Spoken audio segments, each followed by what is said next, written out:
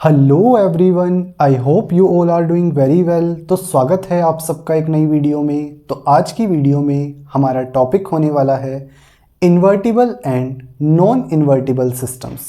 तो जैसा कि आपको टॉपिक के नाम से पता लग रहा है, आज हम invertible and non invertible systems को डिस्कस करने वाले हैं।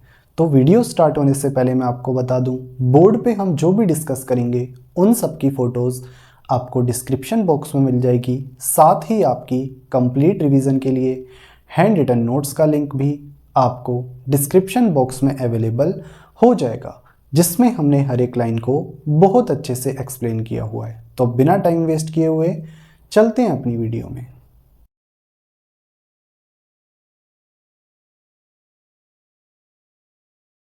ओके, तो सबसे पहले हम डिस्कस करते हैं invertible systems. So what are invertible systems?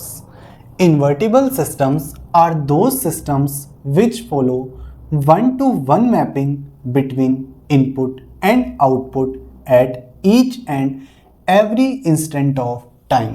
यानी कि इन्वर्टिबल सिस्टम्स वो सिस्टम्स होते हैं जो वन टू वन मैपिंग को फॉलो करते हैं between input and output at each and every value of time. यानी कि टाइम की हर एक वैल्यू पे ये वन टू वन मैपिंग को फॉलो करते हैं बिटवीन इनपुट एंड आउटपुट।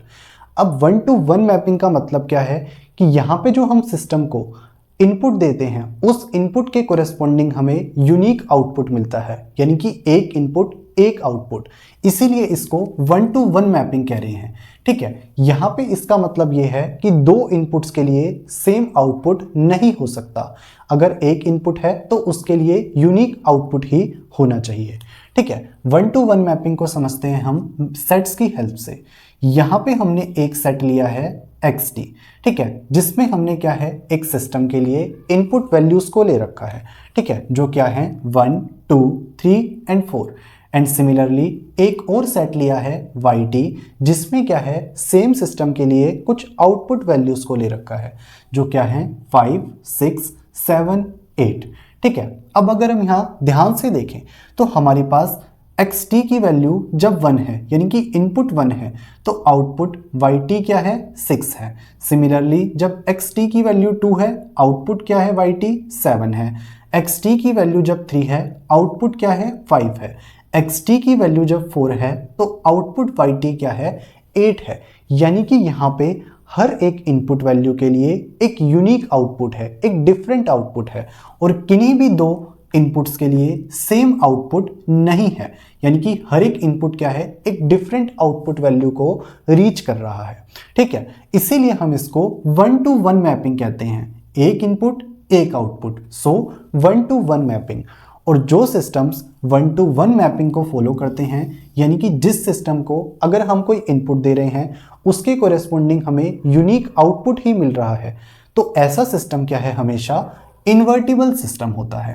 एक एग्जाम्पल देखते हैं जिसमें हमने एक सिस्टम के लिए आउटपुट yt लिया है, जो क्या है xt की पावर 4, और हम यहाँ पे ये देखना चाह रहे हैं ये सिस्टम हमारे पास इन्वर्टिबल है या नहीं। इन्वर्टिबल कब होगा? जब one two one mapping follow करेगा, यानी कि इनपुट की हर एक वैल्यू पे हमें एक यूनिक आउटपुट मिल रहा होगा। तो हम क्या है यहाँ पे डिफरेंट इनपुट वैल्यूज को रख के आउटपुट निकालने की कोशिश करते हैं।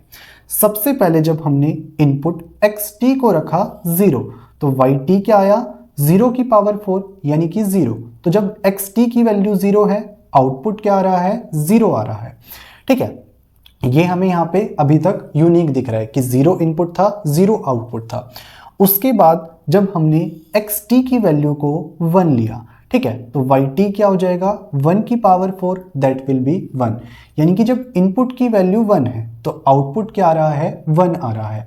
ठीक है, अभी भी क्या है यूनिक है, क्योंकि इनपुट 1 है आउटपुट 1 है, दोनों की एक डिफरेंट वैल्यू है, यूनिक वैल्यू है।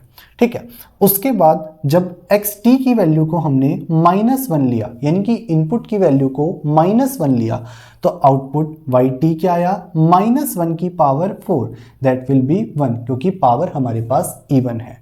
अब अगर हम ध्यान से देखें तो जब हमने इनपुट की वैल्यू 1 ली थी और अब इनपुट की वैल्यू -1 ली है, तो दोनों पे आउटपुट क्या है, सेम 1 आ रहा है। यानी कि इनपुट की दो वैल्यूज ऐसी हैं जिनके लिए आउटपुट सेम आ रहा है।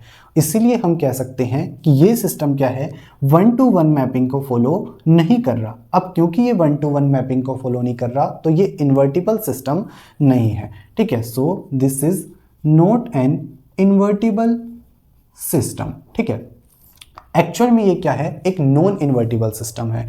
अभी जब हम नॉन इन्वर्टिबल सिस्टम्स को समझेंगे तब आपको समझ आएगा। ठीक है, तो इन्वर्टिबल सिस्टम्स क्या, जो 1-to-1 मैपिंग को फॉलो करते हैं बिटवीन इनपुट एंड आउटपुट। ठीक है, अब हम समझते हैं non invertible systems. So what are non invertible systems? Non invertible systems are those systems which follow many-to-1 mapping between input and output at some instant of time। यानी कि non invertible systems वो systems होते हैं जो follow करते हैं many-to-1 mapping को between input and output at some instant values of time. यानी कि टाइम की कुछ वैल्यूज पे ये जो सिस्टम है वो many-to-1 मैपिंग को फॉलो करते हैं between input and output. many-to-1 mapping का मतलब क्या है कि यहाँ पे एक से ज़्यादा या फिर कह सकते हैं दो से ज़्यादा इनपुट्स के लिए सेम आउटपुट वैल्यू हो सकती है। यानी कि सिस्टम को हम जो इनपुट्स दे रहे हैं उसमें दो या दो से ज़्यादा इनपुट्स सेम आउटपुट वैल्यू को रीच कर सकते हैं। ठीक है, इसको हम समझते हैं many-to-1 मैपिंग को सेट्स के थ्रू। ठीक है, सबसे पहला सेट हमने लिया xt, जिसमें हमने क्या है, एक सिस्टम के लिए इनपुट वैल्यूज को ले रखा है। उसके बाद हमने सेट लिया है yt, जिसमें हमने क्या है, सेम सिस्टम के लिए दो आउटपुट वैल्यूज को ले रखा है।